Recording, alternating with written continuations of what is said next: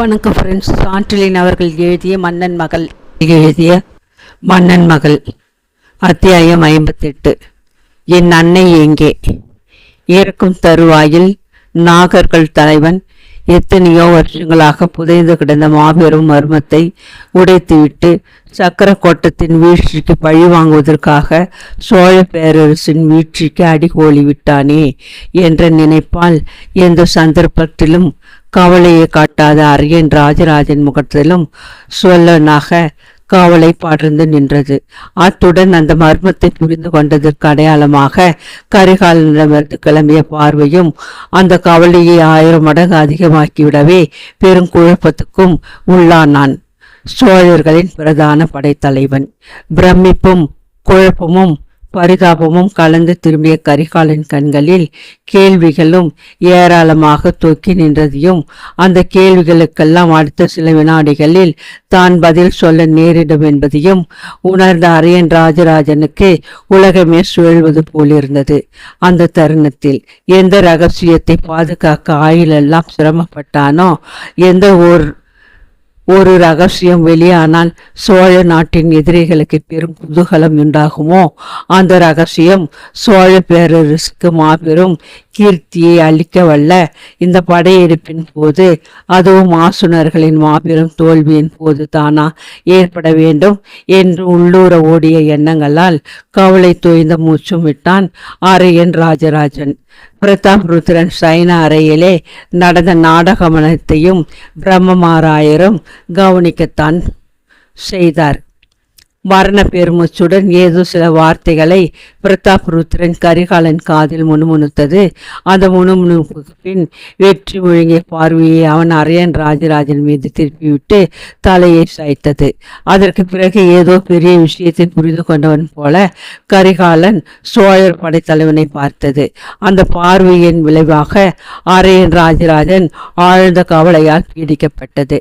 அத்தனை விவரங்களும் பிரம்மராயரின் கண்களில் ஒன்று கூட விடாமல் பட்டாலும் பிரதாப் ருத்ரன் அப்பேற்பட்ட என்ன மர்மத்தை சொல்லியிருப்பான் என்பதை புரிந்து கொள்ள சக்தியற்றவராய் அரியன் ராஜராஜனை நோக்கி, படைத்தலைவர் ஏதோ கவலையில் ஆழ்ந்திருப்பதாக தோன்றுகிறது என்று புதிதாக ஜோசியம் சொல்பவர் போல் பேசினார். சோழர்களின் பிரதான படைத்தலைவன் அவர் கேள்விக்கு எந்தவித பதிலையும் சொல்லாமல் தனக்கு சற்று தூரத்தில் நின்றிருந்த உபதளபதியை அழைத்து, சக்கரக்கோட்டத்து தலைவனுக்கு ஒரு சக்கரவர்த்திக்குரிய மரியாதைகளுடன் தகனம் நடக்கட்டும். நானும் கரிகாலனும் என் மகளும் தங்குவதற்கு பக்கத்து மாளிகையை சுத்தம் செய். பிரம்மமாராயரும் இதர உபதளபதிகளும் கோட்டையின் தெற்கு வாசலை அணைத்து நிற்கும் வாசறைகளில் தங்குவார்கள் என்று படபடவென உத்தரவுகளை பிறப்பித்துவிட்டு, கரிகாலா என்னுடன் வா என்று கூறி அந்த அறையை விட்டு விடுவிடுவென்று வெளியே நடந்தான்.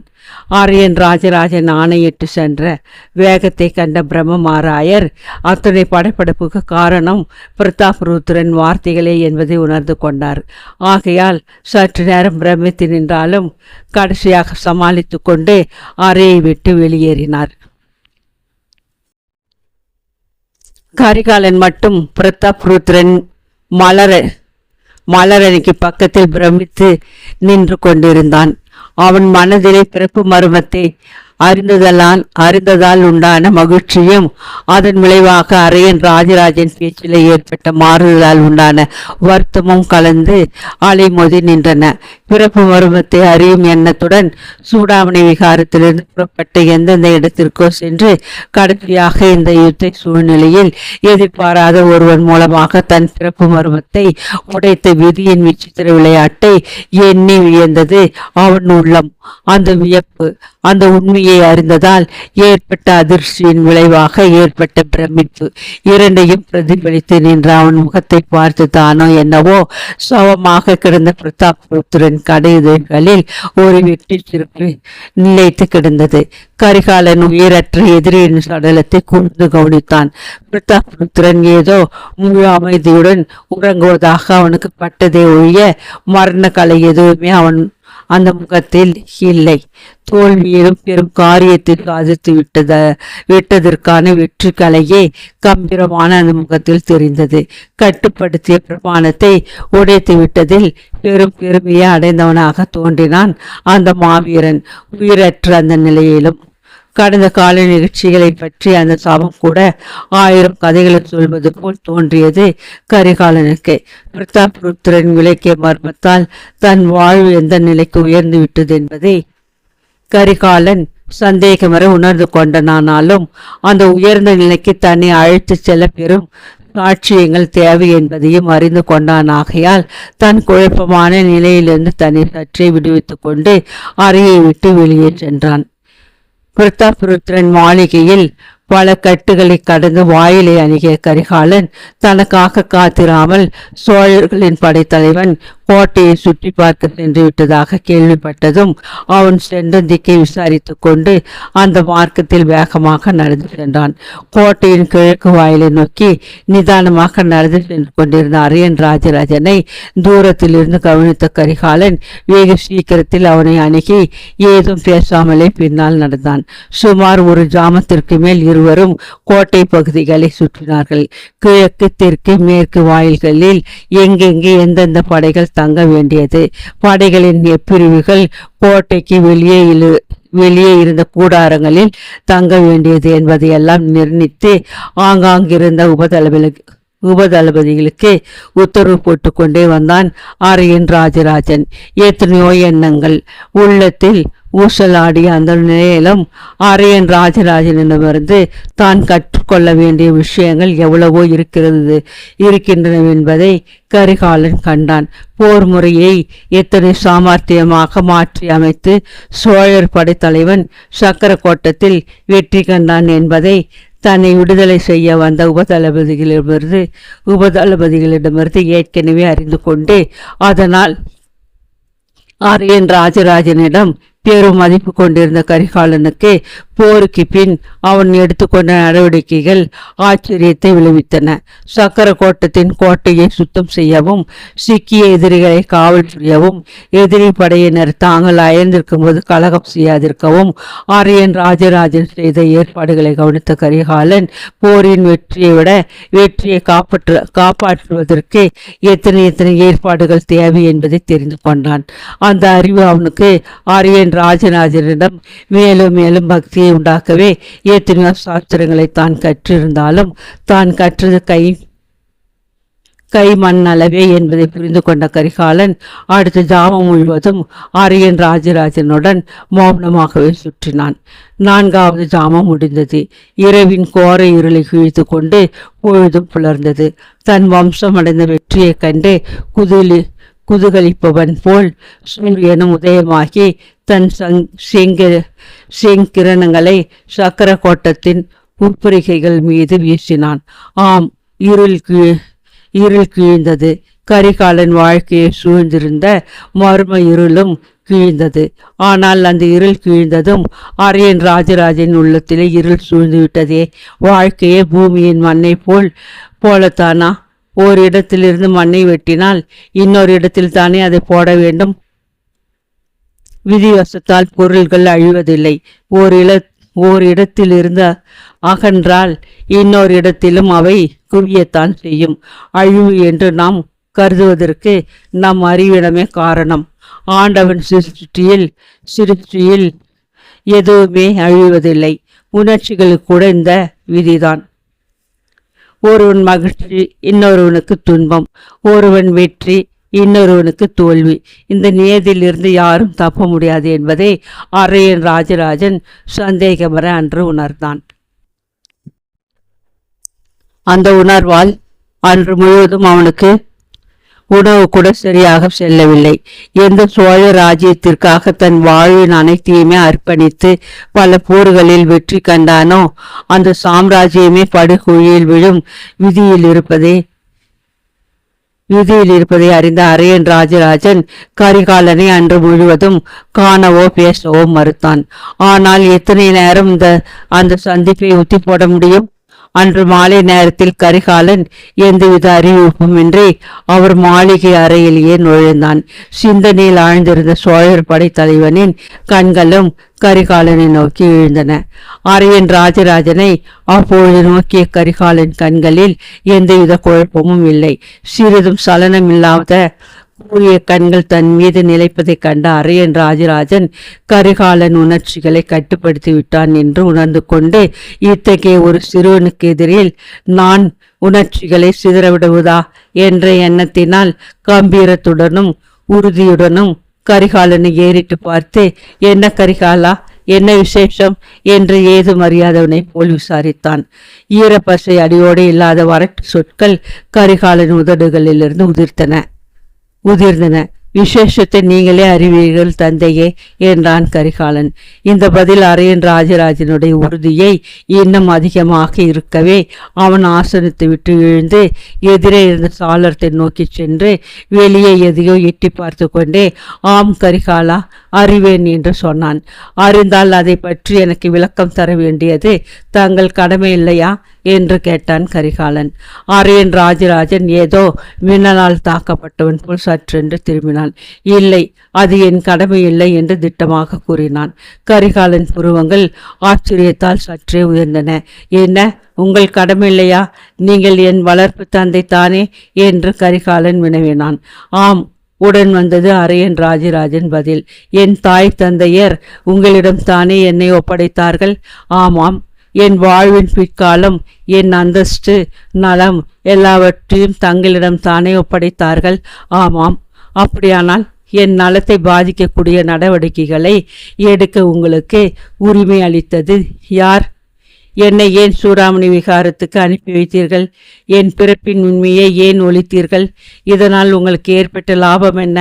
உயர்ந்த குடியில் பிறந்தும் உத்தமமான தாய் தந்தையர் வயிற்றில் ஜனித்தும் நான் அனாதையாக புத்த பிஷிகளிடம் துறவிகளோடு துறவியாக வாழும் நிலையை ஏற்படுத்தி வைத்தீர்களே, அது எந்த நியாயத்தில் சேர்ந்தது என்று படபடப்புடன் கேட்டான் கரிகாலன். அரசியல் நியாயத்தில் சேர்ந்தது. எனக்கு விளங்கவில்லை தந்தையே. விளங்காதிருக்கும் வரையில் உனக்கும் நல்லது, எனக்கும் நல்லது மகனே. ஏன், சோழ நாட்டுக்கே நல்லது. எந்த ரகசியத்தை என் இதயத்திலே பூட்டி வைத்தே நான் இறக்க நினைத்தேனோ அந்த ரகசியத்தை இன்று பிரதாபருத்திரன் வெளிப்படுத்தி விட்டான். அதை அறிந்து கொண்டதோடு திருப்தி அடைந்து விடு. மேற்கொண்டு எந்த கேள்வியையும் கேட்காதே என்று திட்டமாய் பதில் கூறினான் அரியன் ராஜராஜன். ஆனால் கரிகாலன் சிறிதும் தயங்காமல் கேட்டான். ஏன் கேட்கக்கூடாது? நீங்கள் ஏன் சொல்லக்கூடாது என்று. பெரும் பிரமாணம் என்னை கட்டுப்படுத்துகிறது. பிரமாணம் எல்லாரிடமும் ஒரே பிரமாணம். அந்த பிரமாணத்திற்கு காரணம் யார்? அரியன் ராஜராஜன் பரிதாபம் சொல்லிருக்கும் விழிகளை கரிகாலன் மீது நாட்டினான். சொல்லட்டுமா கரிகாலா என்ற வார்த்தைகள் மிக மெதுவாக வெளிவந்தன. சொல்லுங்கள் சொன்னான் அரியன் ராஜராஜன். அவன் வாயிலிருந்து உதிர்ந்தவை சொற்கள் அல்ல, பெரும் இடிகள் அவை. உன் தந்தை என்னையும் சிலரையும் பிரமாணத்திற்கு கட்டுப்படுத்தியது உன் தந்தை தான் என்று அரியன் ராஜராஜன் பதிலை கேட்டு திக்பிரபை அடைந்த கரிகாலன் நீண்ட நேரம் கட்சிலை போல் நின்றான். பிறகு தடுமாறிய குரலில் வெளிவந்தன அவனிடமிருந்த சொற்கள். என் தந்தை அவராய் என்னை படுகொழியில் தள்ள பார்த்தார். அவராய் என்னை அனாதையாக வாழ வைக்க இஷ்டப்பட்டார். அவராய் என்னை துறவியாக்க திட்டம் போட்டார். ஏன் என்ற வார்த்தைகள் பெரும் தடுமாற்றத்துடன் உதிர்ந்தன. அரியன் ராஜராஜனும் துக்க பெருமுச்சிறிது விட்டு சொன்னான். உன் தந்தை பெரிய தியாகி கரிகாலா. அவர் பெயர் சரித்திரத்தில் இடம் பெறாதிருக்கலாம். ஆனால் அவரது நண்பர்களின் இதயத்திலே அழியா இடம் பெற்றிருக்கிறது கரிகாலா. விதியின் விசித்திர வலை உன் குடும்பத்தை சூழ்ந்து கொண்டிருக்கிறது. அதற்கு உட்பட்டவர் உன் தந்தை தான். அவருக்கு நாங்கள் கொடுத்த பிரமாணத்தை யாரும் உடைக்க முடியாது என்று. அப்படியானால் எனக்கு கதிமோட்சமே இல்லையா? இருக்கிறது. யாரிடம்? எவர் மூலம்? உன் தாய் மூலம். என்ன, என் தாய் உயிரோடு இருக்கிறாளா என்று வினவிய கரிகாலனுக்கு மூச்சை நின்றுவிட போலிருந்தது. உணர்ச்சிகள் மின்னல் வேகத்தில் அவன் உடலில் சுழன்றன. இருக்கிறாள் என்றான் அரியன் ராஜராஜன். எங்கே அவள்? எங்கே அவள்? எங்கே என் அன்னை என்று துடிக்கும் உதடுகளுடன் கேட்டான் கரிகாலன். காஞ்சிக்கு அருகில். காஞ்சிக்கு அருகிலா? ஒரு கிராமத்தில் தனி மாளிகையில். சிறையில் இருக்கிறாளா? இல்லை, சுதந்திரத்துடன் இருக்கிறாள். அவளிடம் இதோ போகிறேன் தந்தையே என்று திரும்பிய கரிகாலனை, நில் கரிகாலா, அவசரப்படாதே, உன் தாயை பார்ப்பது அவ்வளவு எளிதல்ல என்றான் அரையன் ராஜராஜன். வியப்பினால் விகசித்த விழிகளை அரையன் ராஜராஜன் மீது திருப்பிய கரிகாலன் கேட்டான், என்ன, தாயை பார்ப்பது மகனுக்கு எளிதல்லவா என்று. ஆம் கரிகாலா, உனக்கு எளிதல்ல அது. இத்தனை வருஷங்களாக உன்னை பார்க்க இஷ்டப்படாத உன் தாய் இப்பொழுது பார்க்க இஷ்டப்படுகிறாளா என்பதை அறிய வேண்டும் என்று அரையன் ராஜராஜன் சொற்கள் ஒவ்வொன்றும் கரிகாலன் இதயத்திலே பல வேல்களைப் போல் பாய்ந்தன. அந்த குழந்தை முகத்தின் கருவிழிகளில் துன்ப நீர் துளிர்த்தது. என் தாய் என்னை பார்க்க இஷ்ட தந்தையே என்றான் குரல் தழுதழுக்க. இல்லை மகனே, இஷ்டப்படவில்லை. ஏன் தந்தையே? உன் தந்தையை போல் அவளும் ஒரு தியாகி மகனே. பெரும் தியாகிகளால் பெரும் அரசுகள் நிலைக்கின்றன. உன் பெற்றோர்கள் இதுவரை மாநிலம் கண்டிராத இணையற்ற தியாகிகள். மேற்கொண்டு என்னை எதுவும் கேட்காதே. கங்கை போர் முடியட்டும், பிறகு உன் தாயுடன் உன்னை நானே அழைத்து செல்கிறேன். அதுவரை பொறுத்திரு என்று கூறிய அரையன் ராஜராஜன் அத்துடன் அந்த சம்பாஷணை முடிந்துவிட்டது என்பதற்கு அறிகுறியாக வேறு பக்கம் திரும்பினான். அங்கிருந்து ஏதோ சொப்பனத்தில் நடப்பவன் போல் தனது அறைக்கு நடந்து சென்ற கரிகாலன் பஞ்சனியிலே உள்ளமெல்லாம் கவலை வாட்ட, உடலெல்லாம் உணர்ச்சிகள் பாய படுத்து கிடந்தான். தாயை பற்றிய எண்ணங்களே அந்த இளைஞன் இதயத்திலே அலைபாய்ந்து நின்றன. தாயே, என்னை ஏன் பார்க்க மறுக்கிறாய்? குழந்தை பருவத்திலே என்னை அணைத்த உன் கரங்கள் என்னை தொட துடிக்கவில்லையா என்று தனக்குள்ளேயே சொல்லிக் கொண்டான். சிந்தனை எங்கெங்கோ சென்றது. அவன் நீண்ட நேரம் தன் நிலை மறந்தான். பின்னால் இருந்து அவன் உடலை வளைத்த இரு மலர்கரங்கள் இந்த உலகுக்கு கொண்டு வந்தன. சற்றே திரும்பினான். அடுத்த வினாடி செங்கமல செல்வியின் பூவுடலின் திண்மை தளத்திலே புதைந்தது அவன் மலர் முகம். அவள் கன்னம் அவன் தலையிலே சாய்ந்து கிடந்தது. சற்றே அவிழ்ந்திருந்த அவளது கரிய கூந்தல் அவன் முகம் பதித்திருந்த பஞ்சனைக்கு பக்கவாட்டில் திரை போட்டது. அவள் கரங்கள் அவனை இறுக அணைத்தன. புயலில் அலைந்த மரக்கலம் ஏதோ கரையை கண்டுவிட்டதை போன்ற அமைதியில் பெருமூச்சு விட்டான் கரிகாலன். அவள் உடலின் சுகந்தம், 7 அம்சங்களின் திண்மை இரண்டமாக இணைந்து அவனை இந்த துன்ப உலகத்திலிருந்து இன்பத்தை அள்ளி கொட்டும் ஏதோ ஒரு கனவுலகத்துக்கு அழைத்து சென்று கொண்டிருந்தன.